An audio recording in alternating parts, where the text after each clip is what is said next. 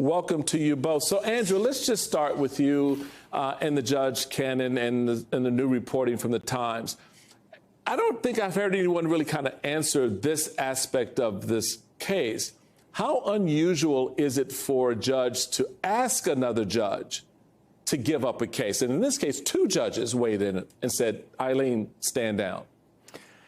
Extremely unusual to have judges ask a coordinate judge to stand down. Here, the reporting is that it is the chief judge of that district who would have that kind of responsibility, would feel that sort of obligation.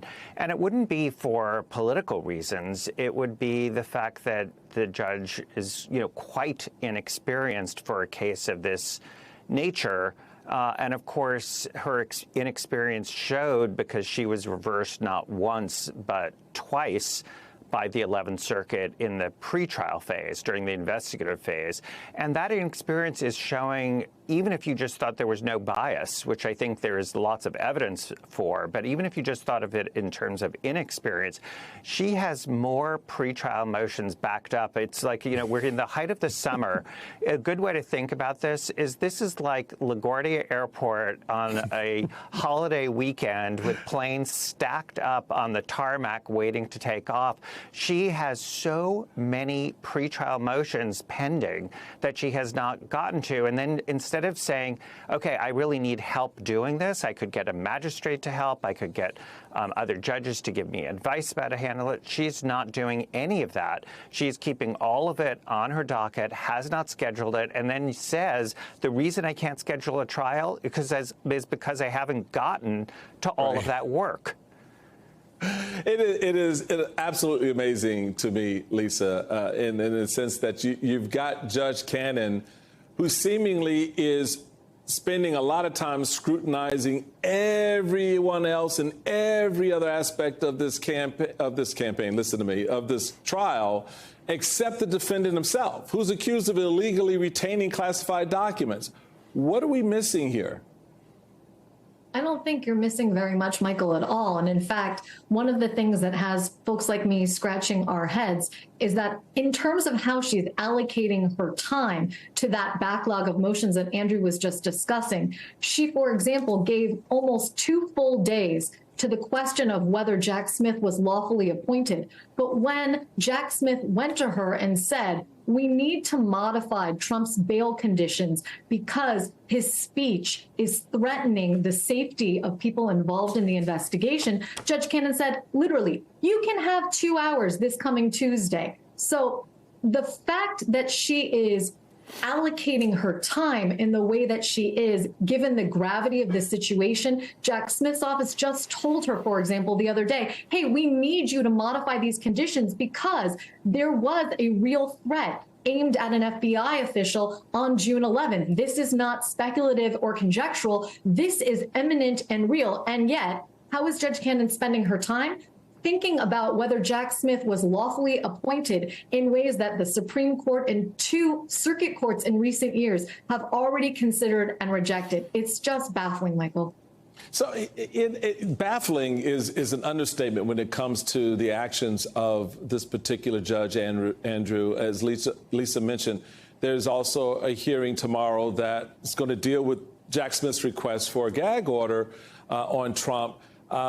Given the fact that Trump has been making these false claims that the FBI was out to kill him during the search of Mar-a-Lago, help us understand exactly what this is that we're watching unfold here. Smith's words, sounds like, there's something else going on here, that a posse of, significant, and imminent foreseeable danger to law enforcement is his argument, while Donald Trump is like saying, no, they were coming to get me. How can Judge Cannon justify not taking actions on this aspect of it? So I think here she is playing with fire. There are 2 motions pending having to do with Donald Trump's statements that can lead to sort of imminent danger. One is in New York related to the gag order there. The other is before Judge Cannon.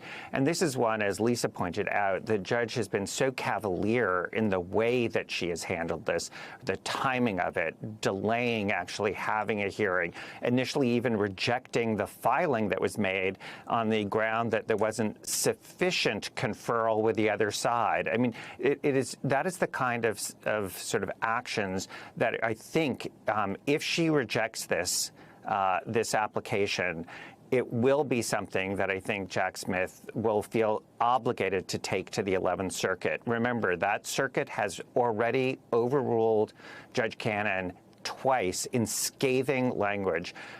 And if she does this again here, she has to know that that kind of behavior and that sort of disrespect for safety of law enforcement is precisely the kind of thing that Jack Smith will feel obligated to take up on appeal, and is the kind of thing that could really get her, depending on the panel, the judges sitting on the matter in the 11th Circuit, could really get her in hot water. And it could not be more serious. And it's the reason you see judges like Judge Merchan in New York taking such serious steps to make sure that the former president of the United States is not endangering people who are just doing their jobs. Lisa, the final point to you. There's a lot of frustration out across the country with all of this. You're watching Judge Cannon slow roll this trial. You're watching the Supreme Court slow roll its decision on presidential immunity. A lot of Americans feel that there's no recourse. We're just sitting back, just watching this thing play out.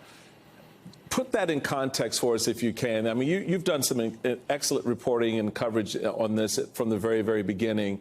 And I sense have a feel for how this is translating for a lot of the American people outside of the bubble of either side, the Trump MAGA world and those who want to see him go down. Real people out there are concerned about how this is playing out. Real people are definitely concerned. And I think one of the things, Michael, that real people are seeing is that delay is the decision in some cases, that the delay occasioned by, for example, the Supreme Court not taking Jack Smith's invitation to have an appeal directly on presidential immunity, but instead hold it off until the D.C. Circuit acted, and then not expediting briefing, but really taking their time with the case, or Judge Cannon slow walking all of the motions that continue to pile up before her. That in and of itself constitutes a real decision that folks are concerned about. And I think the other thing that folks are concerned about is, of course, these people have lifetime tenure and there is no recourse for delay. You can't appeal delay, nor can you ask for a recusal based on delay alone. In fact, the 11th Circuit has recently been inundated with complaints from people in the public who said, you should remove Judge Cannon from this case based on the fact that she is failing to take action. And in a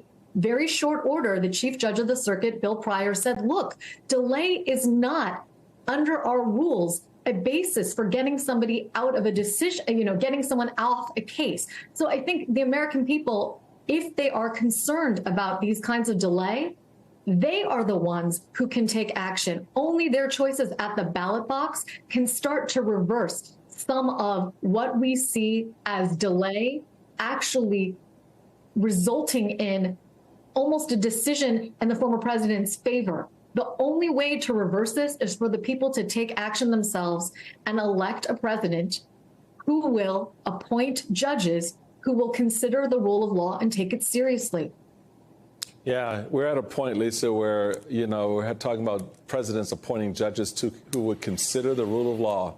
Tells you a lot about the times. Andrew Weissmann, Lisa Rubin, thank you both very, very much. Appreciate it.